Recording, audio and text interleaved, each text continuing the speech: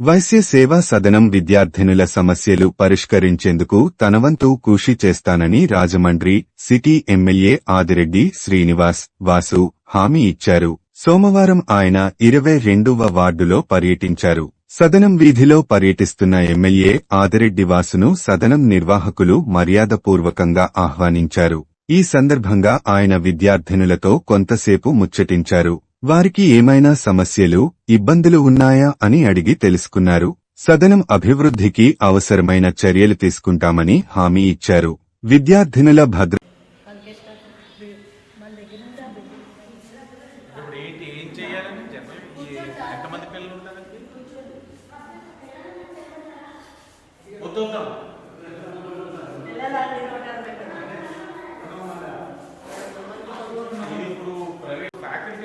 Government కి Telugu institution ఇవన్నీ చెయ్యాలి లోకేష్ గారిని రిక్వెస్ట్ చేసేది మరి అది ఎలాగా ల్యాండ్ కూడా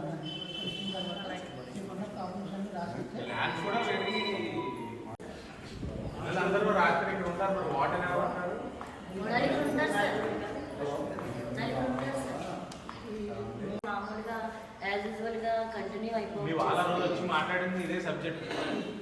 ఖండవలస సాయి తదితరులు పాల్గొన్నారు.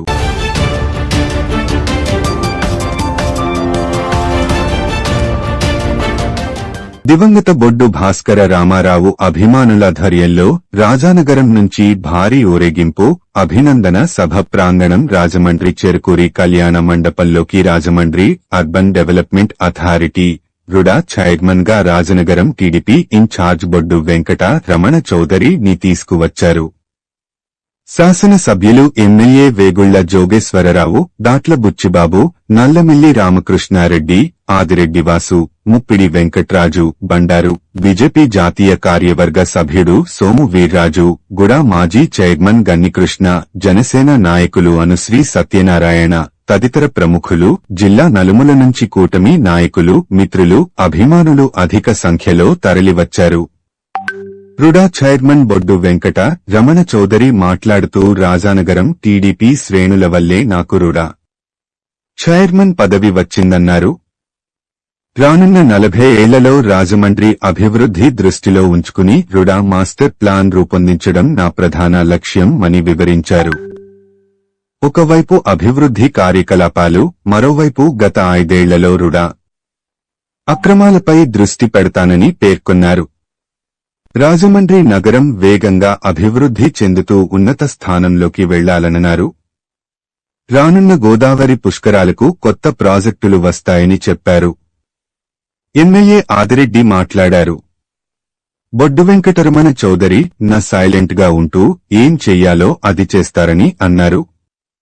కూటమిలో ఇబ్బందులు ఉంటాయి, తగ్గుదాం, రాష్ట్ర భవిష్యత్తు కోసం సీఎం చంద్రబాబు కోసం కలిసి కట్టుగా వెళ్దామని పిలుపు ఇచ్చారు. అందరికీ నమస్కారం అండి. ఈరోజు రుడా చైర్మన్గా బాధ్యతలు స్వీకరించడం జరిగింది. ముందుగా ముఖ్యమంత్రి వర్యులు నారా చంద్రబాబు నాయుడు గారికి, అదేవిధంగా ఐటీ, హెచ్ఆర్డి, విద్యాశాఖ మంత్రులు నారా లోకేష్ గారికి అడుగు అడుగున మాకు స్ఫూర్తినిచ్చినందుకు వారికి ధన్యవాదాలు తెలుపుకుంటున్నాను. RUDA Rajahmundry urban development authority ముఖ్య లక్ష్యం రానున్న 30-40 సంవత్సరాల పాటు ఈ ప్రాంత అవసరాలు గమనించి వాటికి సమగ్ర ప్లానింగ్, ఒకటి మాస్టర్ ప్లాన్ తయారు చేయడమే ముఖ్య లక్ష్యం. అదేవిధంగా ఒక పక్కన డెవలప్మెంట్ ఎజెండా ఉంటే మరో పక్కన రెగ్యులేటరీ ఎజెండా కూడా ఉంటుంది. ఈ రెండింటిని బ్యాలెన్స్ చేసుకుంటూ ఒక పక్కన ఈ ప్రాంత డెవలప్మెంట్కి పాటుపడుతున్నటువంటి డెవలపర్స్ కానివ్వండి, రియల్ ఎస్టేట్ డెవలపర్స్ కానివ్వండి, ఇన్ఫ్రాస్ట్రక్చర్ డెవలపర్స్ కానివ్వండి, వారందరికీ కూడా ప్రోత్సహిస్తూనే మరో పక్కన విచ్చలవిడిగా ఏవైతే పర్మిషన్ లేకుండా లేదా అక్రమంగా కార్యకలాపాలు చేస్తున్న వారిపై యాక్షన్ తీసుకోవడం, ఈ రెండింటినీ కూడా బ్యాలెన్స్ చేసుకుంటూ ముందుకు వెళ్ళే విధంగా రాజమండ్రి ప్రాంతం అభివృద్ధి చెందే విధంగా మేము కృషి చేస్తామని చెప్పేసి ఈ సందర్భంగా అందరికీ తెలియజేసుకుంటున్నాం. జనసేన ఇన్ఛార్జ్ శ్రీ దుర్గన్న సువర్ణరాజు గారికి వెంకటరమణ చౌదరి గారి సహకారం.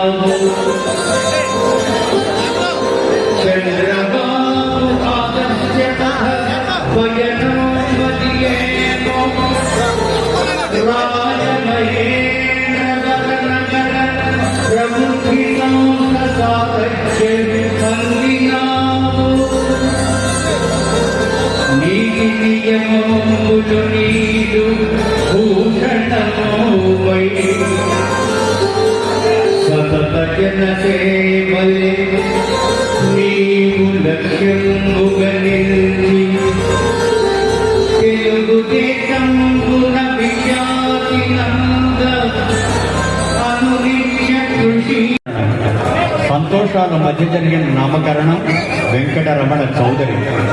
ఆటలలో మేటి, చదువులలో దిట్ట ఈ వెంకటరమణ చౌదరి. మాన్యులు ప్రీతమ శాసనసభ్యులు శ్రీ ఆదిరెడ్డి వాసు గారికి సాదర స్వాగత సుమాంజలి సమర్పిస్తున్న శ్రీ వాసు గారికి చిత్రపట బహుకరణ బొడ్డు భాస్కర్ రామారావు గారు, వెంకటరమణ చౌదరి గారు.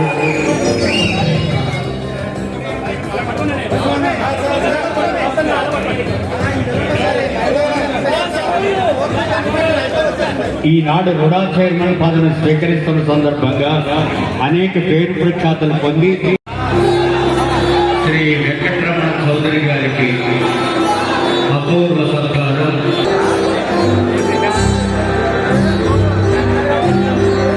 దయచేసి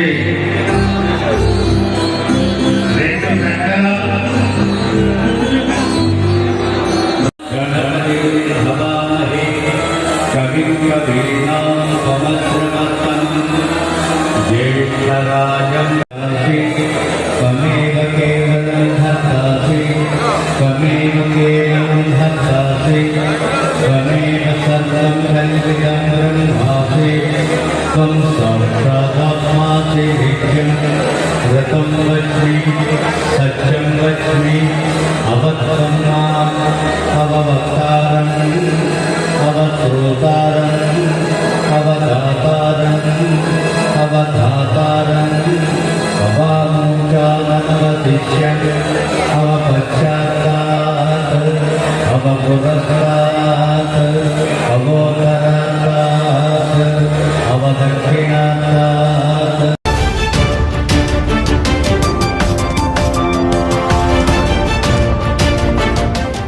శ్రీ శృంగేరి శారదా పీఠాధీశులు జగద్గురు అనంత శ్రీ విభూషిత శ్రీ భారతీ తీర్థ మహాస్వామి వారి దివ్య అనుగ్రహ ఆశీస్సులతో శ్రీ శృంగేరి జగద్గురువులు శ్రీ విధుశేఖర భారతీ మహాస్వామి వారి ధర్మ విజయాత్రలో భాగంగా ఈ నెల 26, 27, 28, 29 తేదీల్లో రాజమహేంద్రవరం విచ్చేస్తున్నారు. గోదావరి గట్టున ఉన్న శ్రీ శృంగేరి శంకర మఠం శ్రీ త్యాగ రామనారాయణ దాస సేవా సమితి ప్రాంగణాల్లో జరిగే పలు కార్యక్రమాల్లో ఆయన పాల్గొననున్నారు. దీనికి సంబంధించిన వివరాలను స్థానిక త్యాగరాజ నారాయణ దాస సేవా సమితిలో జరిగిన మీడియా సమావేశంలో కార్యక్రమాల కన్వీనర్లు విశ్వనాథం భాస్కరరాం, మద్దూరి శివసుబ్బారావు, శంకరమఠం ధర్మాధికారి వేలూరి బాలాజీ, వేదుల శేషగిరి వరప్రసాద్, గౌతమి నేత్రాలయం సిఓ వి. విజయకుమార్ వెల్లడిరచారు. భాస్కరరాం మాట్లాడుతూ 26వ తేదీ మంగళవారం సాయంత్రం 6 గంటలకు శృంగేరి మఠం వద్దకు జగద్గురువుల ఆగమనం, పూర్ణకుంభ స్వాగతం, 6:30 గంటలకు వేదస్వస్తి, నాదస్వరం, నామ సంకీర్తనలతో శోభాయాత్ర శంకరమఠం నుంచి త్యాగరాజ నారాయణ దాస సేవా సమితి ప్రాంగణం వరకు, 7 గంటలకు శంకరమఠం ధర్మాధికారి వేలూరి బాలాజీ దంపతులచే ధూళిపాద పూజ, విశ్వనాథం భాస్కరరాం దంపతులచే ఫల సమర్పణ, హోతా సీతారామ శాస్త్రి దంపతులచే వస్త్ర సమర్పణ జరుగుతుందన్నారు. రాత్రి 7:30 గంటలకు స్వాగత సభకు ప్రాచార్య శలాక రఘునాథ శర్మచే స్వాగత పత్ర సమర్పణ అనంతరం జగద్గురువుల అనుగ్రహ భాషణం, మహామహోపాధ్యాయ విశ్వనాథ గోపాలకృష్ణ శాస్త్రిచే శృంగేరి పీఠ వైభవ ప్రవచనం, శ్రీ చంద్రమౌళీశ్వర పూజ శ్రీత్యాగరాజ ప్రాంగణంలో ఉంటుందన్నారు. 27వ తేదీ బుధవారం ఉదయం 8 గంటలకు సమితి ప్రాంగణంలో శ్రీ చంద్రమౌళీశ్వర పూజ, 9 గంటలకు శ్రీ శారదాంబ, శ్రీ శంకరాచార్య శ్రీ దత్తాత్రేయ స్వామి వారల విగ్రహ ప్రతిష్ఠలు, కుంభాభిషేకం, శిఖరాభిషేకం, 1910 సంవత్సరంలో శ్రీ వాసుదేవానంద సరస్వతి స్వామివారు ప్రతిష్ఠించిన దత్త పాదుకల పునఃప్రతిష్ఠ శ్రీ శృంగేరి శంకర మఠంలో జరుగుతుందని తెలిపారు. 10:30 గంటలకు త్యాగరాజ ప్రాంగణంలో శ్రీ జగద్గురువుల సమక్షాన వేదసభ భక్తులకు దర్శనం, 5 గంటలకు శ్రీ త్యాగరాజ ప్రాంగణంలో జగద్గురువుల సమక్షాన శతావధాని గన్నవరం లలితాదిత్యచే అష్టావధానం, పండిత సత్కారం, గురువందన సభ, శ్రీ చంద్రమౌళీశ్వర పూజ, ప్రసాద వితరణ ఉంటుందన్నారు. 28వ తేదీ గురువారం ఉదయం 8 గంటలకు సమితి ప్రాంగణంలో శ్రీ చంద్రమౌళీశ్వర పూజ జరుగుతుందని తెలిపారు. 8:30 గంటలకు నాయకంపల్లికి జగద్గురువుల పయనం, అనంతరం తుని ఆశ్రమ సందర్శన అవుతారన్నారు. సాయంత్రం 5 గంటలకు డాక్టర్ ముప్పవరపు సింహాచల శాస్త్రి భాగవతార్చే హరికథాగానం, 7 గంటలకు త్యాగరాజ ప్రాంగణానికి జగద్గురువుల ఆగమనం, శ్రీ చంద్రమౌళీశ్వర పూజ, ప్రసాద వితరణ జరుగుతుందని వివరించారు.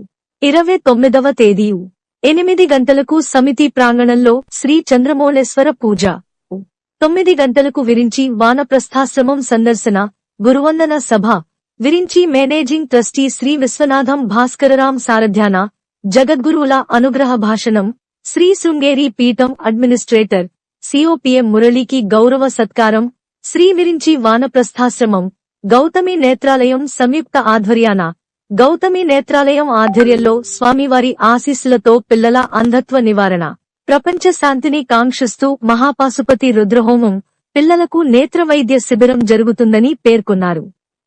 10:30 గంటలకు కొంతమూరు శ్రీ దత్తాత్రేయ వేదగురుకులం సందర్శన చేస్తారని, 11:30 గంటలకు శ్రీ త్యాగరాజ ప్రాంగణంలో భక్తులకు దర్శనాదులు ఉంటాయన్నారు. సాయంత్రం 5 గంటలకు టి.వి. 5 ఆధ్వర్యాన జరిగే శివపార్వతుల కళ్యాణంలో జగద్గురువుల అనుగ్రహ భాషణం చేస్తారన్నారు. రాత్రి 8 గంటలకు శ్రీ త్యాగరాజ ప్రాంగణంలో దీపోత్సవం, గురువందన సభ, చంద్రమౌళీశ్వర పూజ, ప్రసాద వితరణ జరుగుతుందన్నారు. భక్తులందరూ స్వామివారి దర్శనానికి విచ్చేసి ఆయనను దర్శించుకోవాలని పిలుపునిచ్చారు.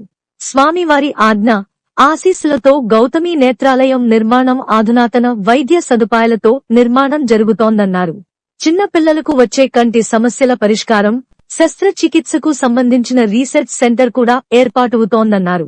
సనాతన ధర్మం గురించి హిందువులతో పాటు అందరూ తెలుసుకోవాలనే అందుకే స్వామీజీ ఇటువంటి ధర్మ విజయ యాత్రలు నిర్వహిస్తున్నారని తెలిపారు. దత్తపీఠం చాలా పురాతనమైందని, అక్కడ పాదుకల ప్రతిష్ఠ కార్యక్రమం వైభవంగా నిర్వహించేందుకు అన్ని ఏర్పాట్లు చేస్తున్నట్టు ధర్మాధికారి బాలాజీ వెల్లడిరచారు.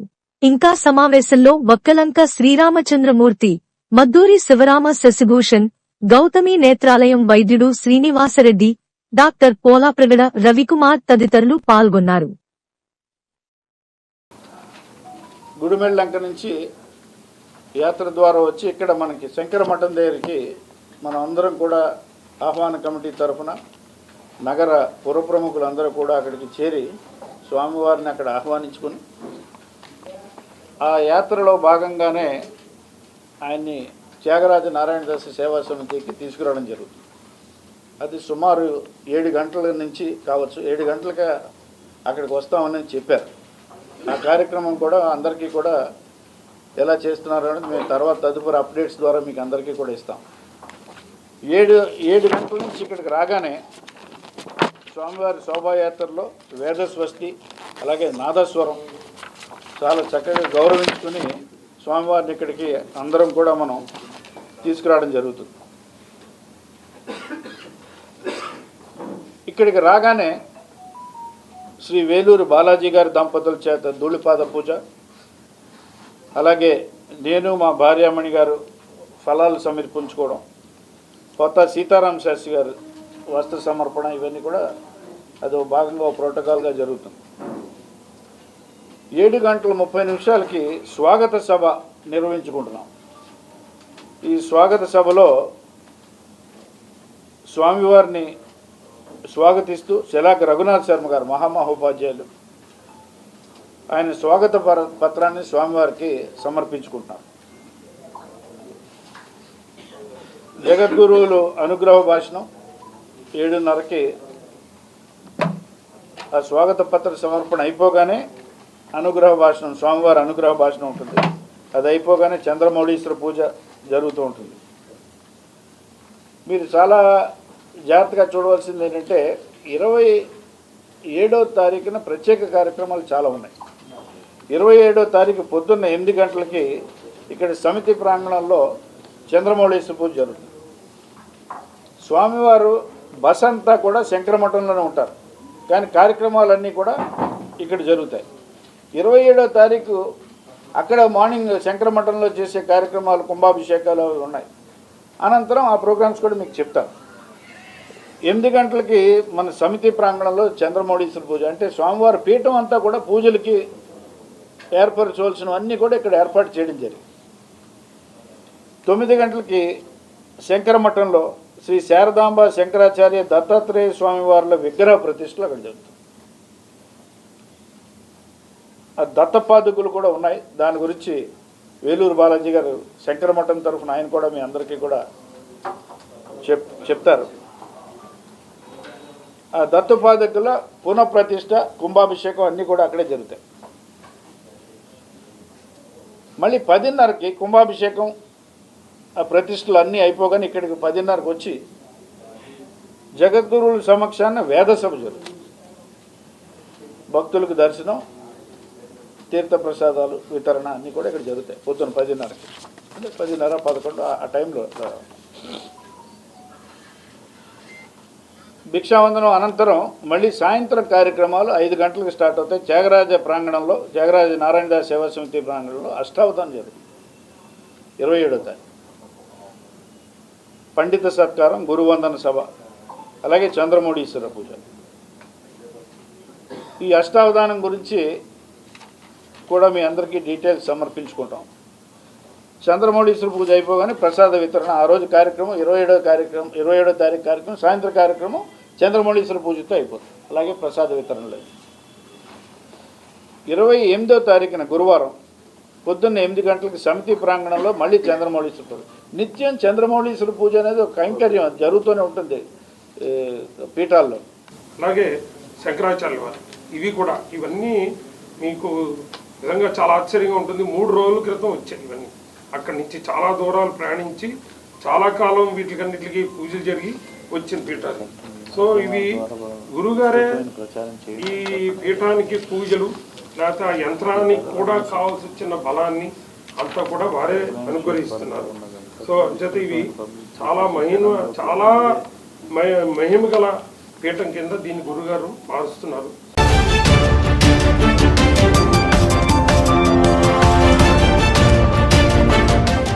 ప్రముఖ మానసిక వైద్యుడు డాక్టర్ బీసీ రాయ్, పురస్కార గ్రహీత డాక్టర్ కర్రి రామారెడ్డి నిరంతర విద్యా ప్రయాణానికి ప్రేరణగా నిలుస్తూ మరో విశిష్ట మైలురాయి చేరుకున్నారు. తాజాగా 13 కోర్సులు పూర్తి చేసి అందులో 6 కోర్సులలో టాపర్స్ లో ఒకరిగా నిలిచారు. ఇందులో 11 కోర్సులు రాజీవ్ గాంధీ డిగ్రీ కాలేజీలో పరీక్షలు రాసి పూర్తి చేశారు. ఇప్పటికే 3 డాక్టరేట్లు, 5 LLMలు, MBA, MCA, ఎమెటిక్, MA, ఎంకామ్ ఇలా విభిన్నంగా డిగ్రీల మీద డిగ్రీలు సాధిస్తూ విభిన్న రంగాలలో వివిధ క్వాలిఫికేషన్స్ కలిగిన ప్రపంచ రికార్డుల్లో నిలిచిన డాక్టర్ రామారెడ్డి విద్యా ప్రస్థానం ఇప్పుడు మరింత ప్రభావవంతంగా మారింది. ఈ నేపథ్యంలో స్థానిక దానవాయిపేటలోని మానస హాస్పిటల్లో సోమవారం ఉదయం మాజీ ఎంపీ జివి హర్షకుమార్, ఆర్ఆర్ఎస్ ప్రాంత కార్యకారిణి ఓలేటి సత్యనారాయణ, ఐఎంఏ నగర అధ్యక్షుడుడా గురుప్రసాద్, పివిఎస్ కృష్ణారావు లతో కలిసి ఏర్పాటు చేసిన మీడియా సమావేశంలో డా రామారెడ్డి మాట్లాడుతూ ఒకే సెమిస్టర్ అంటే జూలై, డిసెంబరు 2024లో 11 ఎన్పీటీఎల్ కోర్సులు, దాంతో పాటు 2 ఎన్పీటీఎల్ ప్లస్ కోర్సులు కూడా కలిపి 13 కోర్సులు ఒక్కసారే చేసినట్లు వివరించారు. ఈ 11 ఎన్పీటీఎల్ కోర్సుల్లో 6 కోర్సులలో టాపర్లలో ఒకరుగా నిలిచినట్లు తెలిపారు. ఒకే సెమిస్టర్లో ఏదైనా 3 కోర్సులకు టాపర్గా వస్తే ఎన్పీటీఎల్ సూపర్ స్టార్ విభాగంలో చేరుస్తారని, 6 కోర్సులకి టాపర్గా వచ్చి ఆ కేటగిరీకి అర్హత సంపాదించినట్లు ఆయన సంతోషం వ్యక్తం చేశారు. ఇలా అన్ని కోర్సులు కూడా ప్రథమ శ్రేణికి సమంగా, డిస్టింక్షన్ కి సమానం, అలాగే 90% పైన మార్కులతో సాధించడం ఆనందంగా ఉందన్నారు. ఎన్పీటీఎల్ అంటే ఐఐటీల సముదాయమన్నారు. 11 రెగ్యులర్ ఎన్పీటీఈఎల్ కోర్సులలో 4 కాన్పూర్ ఐఐటిలో, 3 రూర్కీ ఐఐటిలో, 2 మద్రాస్ ఐఐటిలో పూర్తి చేసినట్లు డా రామారెడ్డి చెప్పారు. ఈ పరీక్షలన్నీ రాజీవ్ గాంధీ కాలేజీ కేంద్రంలో రాసినట్లు ఆయన చెబుతూ కాలేజీ అధినేత హర్షకుమార్ కి కృతజ్ఞతలు తెలిపారు. రూర్కీ ఐఐటిలో, కాన్పూర్ ఐఐటిలో ఒక్కొక్కటి చొప్పున 2 ఎన్పీటీఈఎల్ ప్లస్ కోర్సులు పూర్తి చేసినట్లు తెలిపారు. ఈ సరికొత్త విజయంతో పాటు ఇప్పటికే సాధించిన కోర్సులు, డాక్టరేట్లు, పీజీలు, డిగ్రీలు, డిప్లొమాలు, సర్టిఫికెట్లు అన్నీ కలిపి 50 పూర్తయ్యాయని ఆయన చెప్పారు. ఈ కోర్సులు అన్నీ కూడా ఏదో ఆషామాషీ వ్యవహారంగా కాకుండా చదువు ద్వారానే, పరీక్షలు రాయడం ద్వారానే సాధించినవని, ఇందులో ఏ ఒక్కటి కూడా ఆనరరీ డిగ్రీ, ఫెలోషిప్ పదవి వలన వచ్చినవి మాత్రం కాదని డాక్టర్ రామారెడ్డి స్పష్టం చేశారు. రోజు లేచిన దగ్గర నుంచి వృత్తి చేసుకుంటూ నిత్యకృత్యంగా ఏ కార్యక్రమాలు చేస్తామో చదువు కూడా అలాగే భాగంగా మారిందని ఆయన చెప్పారు.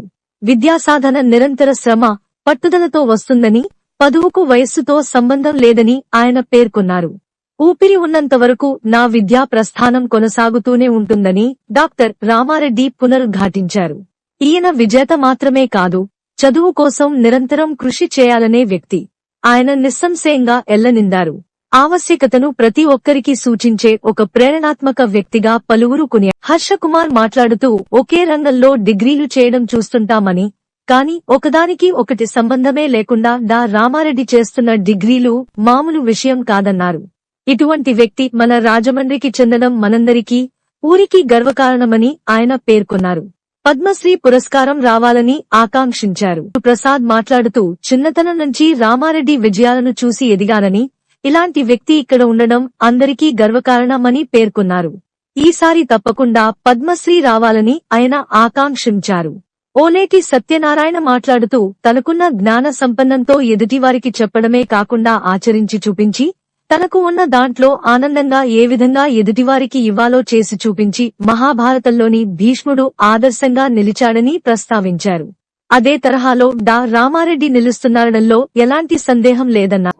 ఇలాంటి వాటికి ఎడిటర్గా ఉంటూ ఈ విధంగా ఓ పక్క వృత్తిని ఎప్పుడూ నెగ్లెక్ట్ చేయకుండా అలా జరుగుతుంది. రెండో పక్క అన్నీ రోజు ఏదో పని చేస్తూనే ఉంటాం, భోజనం చేస్తుంటాం, మంచినీళ్ళు తాగుతుంటాం, పడుకుంటాం, బట్టలు వేసుకుంటాం, అన్నీ చేస్తుంటాం. నేను చదువుకోవడం ఒకటి మాత్రం కాలేజీ నుంచి వచ్చాక మానేయడం ఏంటి అన్న ఉద్దేశంతో అది కంటిన్యూ చేస్తుంటుంటే అది ఏదో ఒక్కో డిగ్రీ యాడ్ అవ్వడం, ఒక స్థాయి వచ్చేటప్పటికేమో లిమ్కా బుక్ ఆఫ్ రికార్డ్స్లోకి వెళ్ళాం. ఇంకా కొంచెం స్థాయి పెరిగేటప్పటికి గిన్నీస్ బుక్లో కేటగిరీ లేదన్న కారణంగా గిన్నీస్ బుక్లో లేదు, కానీ మిగిలిన వరల్డ్ రికార్డ్స్లో genius world records, wonder world records, golden star ఇలాంటివన్నీ కూడా వీటిల్లో కూడా వచ్చేయడం జరిగింది. ఎందుకంటే విభిన్నమైనటువంటి డిగ్రీలు ఉండేటటువంటి ఏకైక వ్యక్తిగా.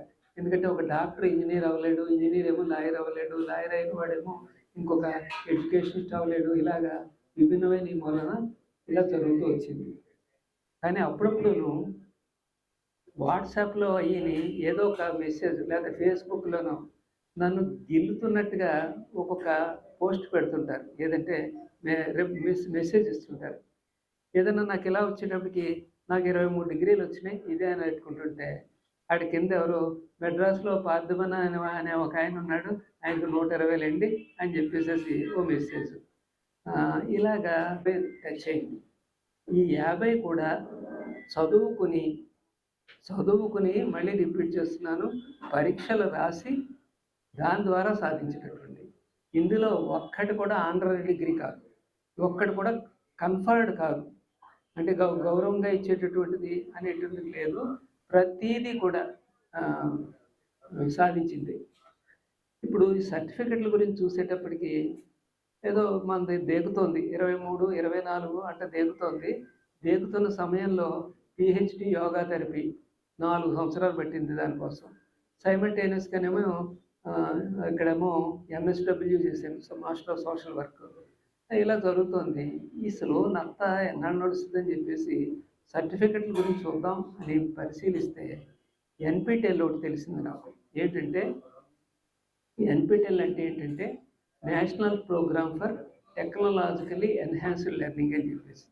ఈ ఎన్పిటిఎల్ గవర్నమెంట్ వాళ్ళు పెట్టింది. ఈ ఎన్పిటిఎల్లో ఉండేటటువంటి పార్ట్నర్స్ ఎవరంటే అన్ని ఐఐటీల వాళ్ళను, IIT Madras, IIT Bombay, IIT Kharagpur, Kanpur, Roorkee, Guwahati, IIT Delhi, ఇవి కాకుండా ఇండియన్ ఇన్స్టిట్యూట్ ఆఫ్ సైన్స్. ఇదంతా కూడా ఒక కాన్సార్టోరియం అనమాట. ఈ అన్నిటికీనేమో మేనేజ్ చేసేది హెడ్ ఐఐటి మెడ్రాస్ అనమాట. వీళ్ళు సర్టిఫికెట్ కోర్సెస్ రన్ చేస్తున్నారు. ఎవరైనా ఎన్రోల్ చేసుకోవచ్చు, డబ్బులు కట్టక్కల, ఫ్రీ. ఇది నాకు ఎలా తెలిసిందంటే పిహెచ్డీలు చేసేవాళ్ళు రీసెర్చ్లో 2 ఎన్పిటిఎల్ సర్టిఫికెట్లు తెచ్చుకుంటేనే పిహెచ్డీ పూర్తయినట్టు అని అనేటప్పటికి అప్పుడు నేను 2 కోర్సులు చేశాను అనమాట. నాకు చాలా నచ్చేసినాయి. ఎంతైనా ఐఐటిఏ ఆ ప్రొఫెసర్స్, వాళ్ళ తీరు, వాళ్ళ టీచింగు అంతా కూడా. అప్పుడు ఎన్పిటిఎల్ కోర్సెస్ మొదలెడితే ఎలా ఉంటుంది అనుకున్నాను. అప్పుడు ఎన్పిటిఎల్ కోర్సెస్కి అంటే కోర్సు ఫ్రీ, ఎగ్జామినేషన్ ఫీ మాత్రం 1,000 రూపీస్ ఉంటుంది. డాక్టర్ గారు చెప్పినప్పుడు నేను అంటే మా కాలేజీకి నేను అదే చూసుకుంటాను కాబట్టి స్టూడెంట్స్ ఉంటారు. ఆ స్టూడెంట్స్ ఏ రకంగా ఉంటారంటే జమ్స్ ఎన్పిటిఎల్ కోర్సులకు వచ్చి స్టూడెంట్స్ అంటే ఇంజనీరింగ్ లో జమ్స్ ఉంటాయి. అది చేయడం వల్ల వాళ్ళ ప్రమోషన్స్ ఇవన్నీ వస్తాయి. టాప్ హోల్డర్స్ ఉంటారు, చదువుకునే వాళ్ళు. ఇంజనీరింగ్ ఫ్రెష్గా అయిన గ్రాడ్యుయేట్స్ వస్తారు. ఆ సెంటర్లో ఎవరన్నా పెద్ద అయినా రాస్తున్నారంటే ఈయన అందరూ కూడా అబ్జర్వర్ కింద వచ్చారేమో అనుకుంటారు, అనుకునేవారు. కానీ అందరినీ కొట్టేసి టాప్ డిస్టింక్షన్, ఆయన వచ్చిన మార్కులు డిస్టింక్షన్ మార్క్స్ అన్ని టాప్ టాప్ టాప్. అసలు ఆ పిల్లలే నా దగ్గరికి వచ్చిన ఇన్స్టిట్యూట్ వాళ్ళు వచ్చి నాకు వాళ్ళు రామారెడ్డి వాళ్ళు అందరూ కూడా వచ్చి అమ్మగారికి చాలా గొప్పగా వచ్చినాయి మార్కులు, ఎవరు ఎక్స్పెక్ట్ చేయలేదు, చాలా బాగా వచ్చినాయని చెప్పేసి ఇట్స్ గ్రేట్. ఇది మన రాజమండ్రికి గర్వకారణం. ఎందుకంటే ఇప్పుడు ఆయన చెప్పిన కోర్సులు చూస్తూ ఉంటుంటే ఎక్కడ మ్యాథ్స్, ఎక్కడ ఇంగ్లీషు, ఎక్కడ కామర్స్, ఎక్కడ మేనేజ్మెంట్, ఎక్కడ లా, ఎక్కడ డాక్టర్, ఎక్కడ న్యూరో, ఎక్కడ కంప్యూటర్స్, ఎంసీఏ, ఈ ఎన్పిటి ఇన్ని కూడా ఒక రూట్ లో సోషల్ సైన్సెస్ చేసుకెళ్ళిపోవడం పెద్ద కష్టంగా చదువుకుని రాసేసి ఇట్స్ బ్రెయిన్.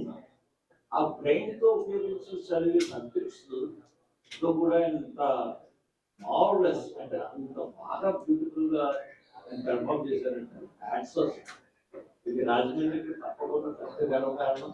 డాక్టర్కి ఖచ్చితంగా పద్మశ్రీ అవార్డు రావాలని కోరుకుంటున్నాం. Thank you. ఒక మహారాజు గారి యొక్క కుమారుడై ఉండి చక్రవర్తి అవడానికి కావలసినటువంటి అన్ని అర్హతలు ఉండి స్వచ్ఛందంగా దాన్ని వదులుకొని అయినప్పటికీ కూడా ఆ భారాన్ని మాత్రం తన భుజస్కంధాల మీద మోస్తూ జీవిత పర్యంతము సుమారుగా ఒక 200-250 సంవత్సరాల పాటు జీవించినటువంటి ఆచార్య భీష్ముడి యొక్క ప్రత్యేకత ఏమిటయ్యా అంటే ఒక విజ్ఞాన సర్వస్వం. ఒక విజ్ఞాన సర్వస్వం, ఒక మల్టీ ఫేసెటెడ్ నాలెడ్జ్. ఎంతటి అగాధమైనటువంటి విషయాన్నైనప్పటికీ, ఎంత లోతైనటువంటి విషయాన్నైనప్పటికీ వెంటనే నిశితమైనటువంటి పరిజ్ఞానంతో దాన్ని అవగాహన చేసుకోగలగడం, దానికి కావలసినటువంటి వాళ్ళకి సరైనటువంటి పద్ధతుల్లో దాన్ని వివరించి చెప్పగలిగేటటువంటి సామర్థ్యాన్ని కలిగి ఉండడం. కాబట్టి పరమాత్మంతటి ఆయన భీష్మాచార్యుల వారిని, బాబు నువ్వు చెప్పవయ్యా అన్నారు. ఆ మహాభారతం అంతా చూస్తే సగం మా శాంతి పర్వం, భీష్ముడు చెప్పినటువంటి మాటలు చెప్పగలగడము.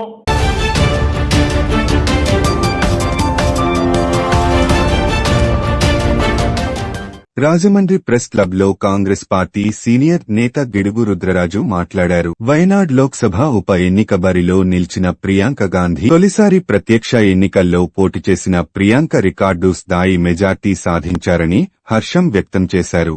ఆర్థిక నేరాలకు పాల్పడే వారికి కేంద్ర ప్రభుత్వం అండదండలున్నాయని ఆరోపించారు. వెంటనే స్పందించి చర్యలు తీసుకోవాలని డిమాండ్ చేశారు. పీఎస్సీ కమిటీ ఏర్పాటు చేయాలన్నారు. ఈ సమావేశంలో కాంగ్రెస్ నాయకులు ఎన్ రాజా, బోడా వెంకట్, కొవ్వూరి శ్రీనివాస్, బాలేపల్లి మురళీధర్, పలువురు కాంగ్రెస్ నాయకులు పాల్గొన్నారు. ఇంత అత్యధికమైనటువంటి మెజార్టీ ఇచ్చినటువంటి వాయనాడు నియోజకవర్గ పెద్దలందరికీ కూడా కాంగ్రెస్ పార్టీ తరఫున మా హృదయపూర్వక ధన్యవాదాలు తెలియజేస్తున్నాం. అదేవిధంగా ఇటీవల జరిగినటువంటి 2 రాష్ట్రాల ఎన్నికల్లో జార్ఖండ్లో జేఎంఎం కాంగ్రెస్ పార్టీ అధికారంలో రావడం జరిగింది. అక్కడ పార్టీ అధికారంలో రావడం కోసం కృషి చేసినటువంటి పార్టీ పెద్దలందరికీ కూడా మా హృదయపూర్వక నమస్కారాలు తెలియజేస్తున్నాం. ఇక ప్రధానంగా మహారాష్ట్రలో జరిగినటువంటి ఎన్నికలకు సంబంధించి నేను ఆల్రెడీ రాహుల్ గాంధీ గారు చెప్పడం జరిగింది. పార్టీ బలహీనపడినటువంటి మాట వాస్తవము. దానికి సంబంధించినటువంటి అంశాలన్నీ కూడా లోతుగా కాంగ్రెస్ పార్టీ అధ్యయనం చేస్తుందని వారు చెప్పడం జరిగింది. సో అక్కడ ఉన్నటువంటి వేరియస్ లోకల్ ఈక్వేషన్స్లో జరిగినటువంటి పరిస్థితులన్నింటినీ కూడా నియోజకవర్గాల వారీగా కూలంకుషంగా బేరూజీ వేసుకుని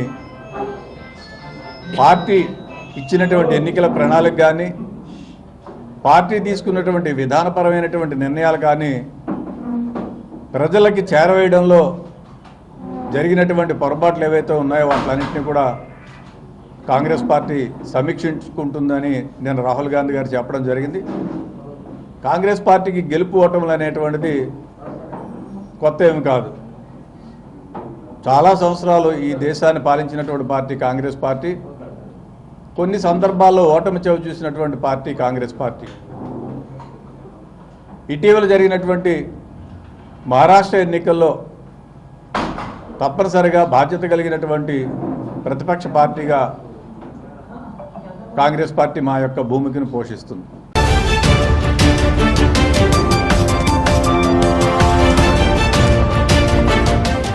ఈ కార్యక్రమం ముఖ్య అతిథిగా బీజేపీ జాతీయ కార్యవర్గ సభ్యులు శ్రీ సోము వీర్రాజు గారు విచ్చేశారు. వీర్రాజు గారి కేక్ కట్ చేసి సంబరాలు ప్రారంభించారు.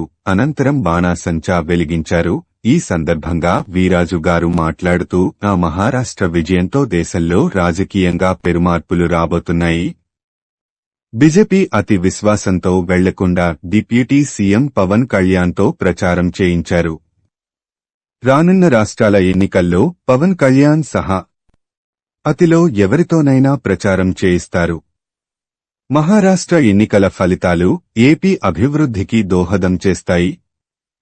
టీడీపీ ఎంపీలు ఏపీ అభివృద్ధి కోసం పార్లమెంటు సమావేశాల్లో మాట్లాడాలని సీఎం చంద్రబాబు సూచించడం అభినందనీయం. మాజీ సీఎం జగన్ ఇంకా ప్రత్యేక హోదా అంటూ తన పార్టీ ఎంపీలకు చెప్పడం సరికాదు. ప్రత్యేక హోదా ముగిసిపోయిన అధ్యాయం. జగన్ దాన్ని ఇంకా పట్టుకుని వేలాడుతున్నారు.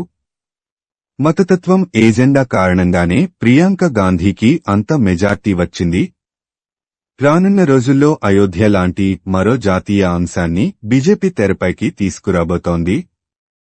ఈ కార్యక్రమంలో అడబాల రామకృష్ణ, యనమల రంగబాబు, కురగంటి సతీష్, లలిత్ జైన్, కె హారిక, కాలేపు సాయిరాం, వీర వీరాంజనేయులు, బోరా రామచంద్రరావు, పిల్లాడి రుద్రయ్య, చిరంజీవి వైష్ణవ్, హీరాచంద్ జైన్, కుమారి ఆర్జే, ఉమా, పొన్నాల లక్ష్మి, సంతోషి, సరస్వతి, డి శర్మ, సంజయ్ మారుతి, రవికుమార్, ఎన్ సత్యనారాయణ, కొల్లాపసీను, అతిరం తదితరులు పాల్గొన్నారు.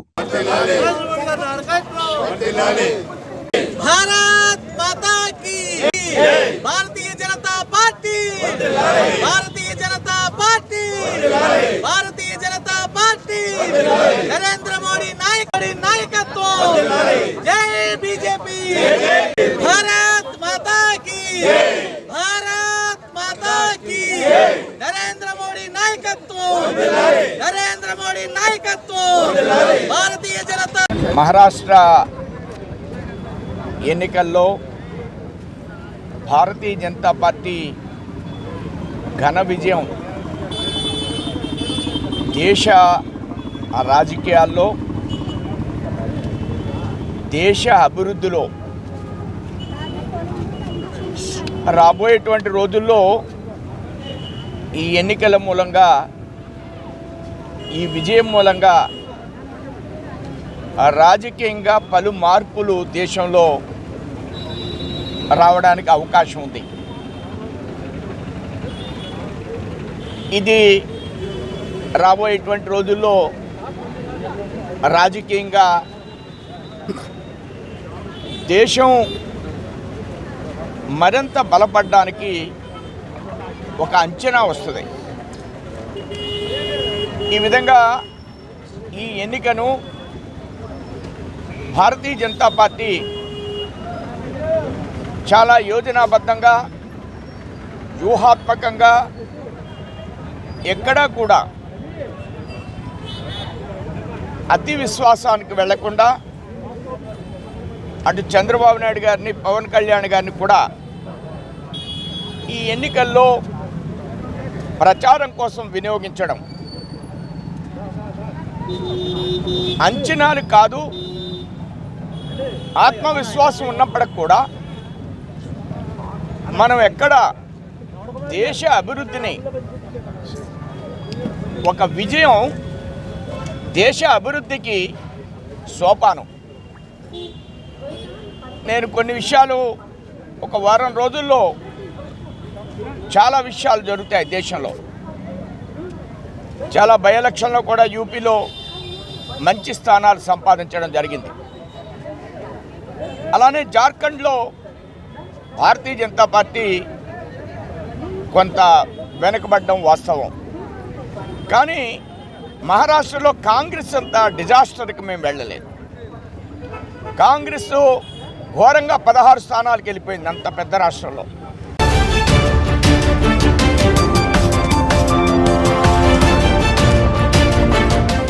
కూటమి ప్రభుత్వం హామీ ఇచ్చినట్లు పట్టణాలలో పేదలకు 2 సెంట్లు ఇళ్ల స్థలం ఇవ్వాలని గత ప్రభుత్వం అప్పటి ఎంపీ భరత్ ఇచ్చిన పట్టాలకు స్థలాలు చూపించాలని సిపిఐ జిల్లా కార్యదర్శి తాటిపాక మధు డిమాండ్ చేశారు.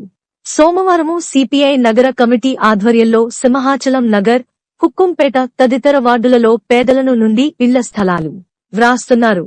ఈ సందర్భంగా సిపిఐ జిల్లా కార్యదర్శి తాటిపాక మధు మాట్లాడుతూ గత వైసీపీ ప్రభుత్వం హయాంలో పేదలకు పట్టణాల్లో 1 సెంటు చొప్పున ఇళ్ల స్థలాల పట్టాలు ఇచ్చారని, ఆ ఇళ్ల స్థలాలు పట్టణాలకు సుదూరంగా నివాసయోగ్యం కాని ప్రాంతాలలో కేటాయించారని, అందులో చాలా మంది పేదలకు ఇప్పటివరకు ఇళ్ల స్థలాలు చూపలేదన్నారు.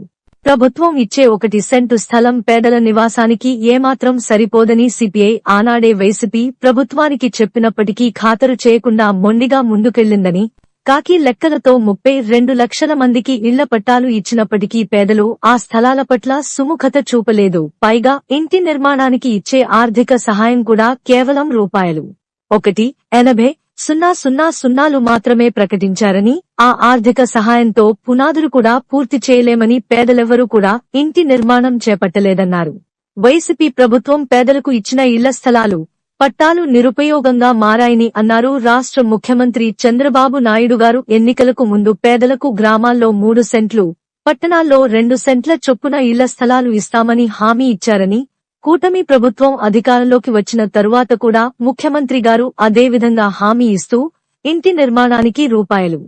4 లక్షల చొప్పున ఇస్తామని చెప్పారని, ఇంటి స్థలాల కేటాయింపు పట్ల చంద్రబాబు గారి ప్రభుత్వం తీసుకున్న నిర్ణయం సానుకూలమని, అందుకు సిపిఐ స్వాగతిస్తున్నదని, సిమెంటు, ఇసుక, ఇటుక, ఇనుము, కంకర తదితర సామాగ్రి ధరలు పెరిగిన రీత్యా రూపాయలు 5 లక్షలకు పెంచి గృహ నిర్మాణానికి మంజూరు చేయాలని సిపిఐ తరపున విజ్ఞప్తి చేస్తున్నామని తెలిపారు. పట్టణంలో 2 సెంట్లు, గ్రామీణ ప్రాంతాల్లో 3 సెంట్లు ఇస్తానని చెప్పారు. అందులో భాగంగా మా పార్టీలో కలిస్తే ఆయన ఏం చెప్పారంటే మీరు అందరూ ఇలా అప్లికేషన్ పెట్టండి అన్నారు. ఆ ఉద్దేశంతోనే ఆయన చెప్పారంటే కమ్యూనిస్ట్ పార్టీ అంటే ఓట్ల కోసం వీటి కోసం కాకుండా నిజంగా పేదల కోసం ఉంటుంది. వైసీపీ అనుకో ఆల్ పార్టీ రాస్తే టీడీపీ కోపం వస్తుంది, టీడీపీ అసలు ఈ వైసీపీ కోపం ఉంటుంది. కానీ ఈ ఎర్రజెండా పోటీ చేయదు కదా, నాకు కావాల్సింది పేదవారికి న్యాయం చేయడం కోసమే తప్ప అంతకన్నా ఏం కాదు. ఆ ఉద్దేశంతో మీరు అందరూ చేయవలసిందంటే నిజాయితీగా రాయండి, మనం ఒకరో చెప్తాం, దాంతో మళ్ళీ ఎంక్వైరీ చేస్తారు. మళ్ళీ ఆ తర్వాత మీరు రాసాము పోయిందంటే మాకు కాదంటారు. మీ ఆధార్ కార్డు లింక్ ఎట్టి. రెండోది, ఎవరికైనా మీకు ముందు జగన్ ఎన్నికల ముందు పట్టాలు ఇచ్చారు, వాళ్ళ స్థలం చూపించలేదు చాలామంది, ఆ స్థలాన్ని కూడా రాసుకోవాలి. అది అభ్యర్థి సిద్ధమనేసి నేను చంద్రశేఖర్ రాష్ట్రంలో